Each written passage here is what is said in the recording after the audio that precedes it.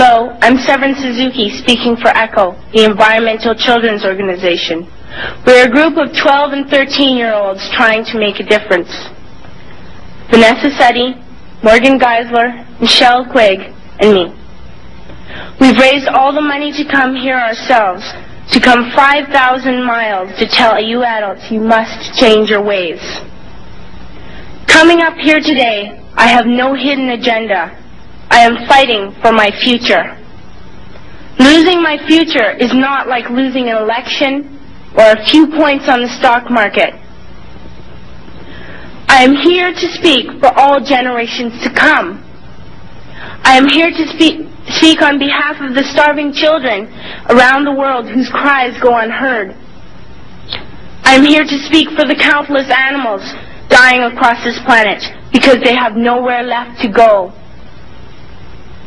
I am afraid to go out in the sun now because of the holes in our ozone. I am afraid to breathe the air because I don't know what chemicals are in it. I used to go fishing in Vancouver, my home, with my dad, until just a few years ago we found the fish full of cancers. And now we hear of animals and plants going extinct every day, vanishing forever. In my life, I have dreamt of seeing the great herds of wild animals, jungles and rainforests full of birds and butterflies. But now I wonder if they will even exist for my children to see. Did you have to worry of these things when you were my age? All this is happening before our eyes, and yet we act as if we have all the time we want and all the solutions. I'm only a child, and I don't have all the solutions. But I want you to realize, neither do you. You don't know how to fix the holes in our ozone layer.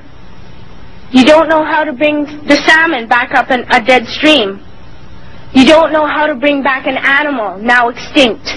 And you can't bring back the forest that once grew where there is now a desert. If you don't know how to fix it, please stop breaking it. Here, you may be delegates of your government, business people, organizers, reporters, or politicians, but really, your mothers and fathers, sisters and brothers, aunts and uncles, and all of you are someone's child. I'm only a child, yet I know we are all part of a family, 5 billion strong. In fact, 30 million species strong. And borders and governments will never change that. I'm only a child, yet I know we are all in this together and should act as one single world towards one single goal. In my anger, I am not blind, and in my fear, I am not afraid of telling the world how I feel. In my country, we make so much waste. We buy and throw away, buy and throw away, buy and throw away, and yet northern countries will not share with the needy. Even when we have more than enough, we are afraid to share. We are afraid to let go of some of our wealth. In Canada, we live the privileged life, with plenty of food, water, and shelter. We have watches, bicycles, computers, and television sets. The list could go on for 2 days. 2 days ago, here in Brazil, we were shocked when we spent time with some children living on the streets.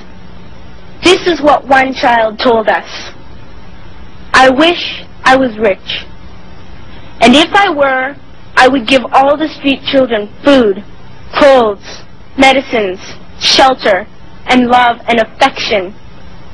If a child on the streets who has nothing is willing to share, why are we who have everything still so greedy? I can't stop thinking that these are children my own age, that it makes a tremendous difference where you are born. That I could be one of those children living in the favelas of Rio. I could be a child starving in Somalia, or a victim of war in the Middle East, or a beggar in India. I am only a child, yet I know if all the money spent on war was spent on finding environmental answers, ending poverty, and finding treaties, what a wonderful place this earth would be. At school, even in kindergarten, you teach us how to behave in the world.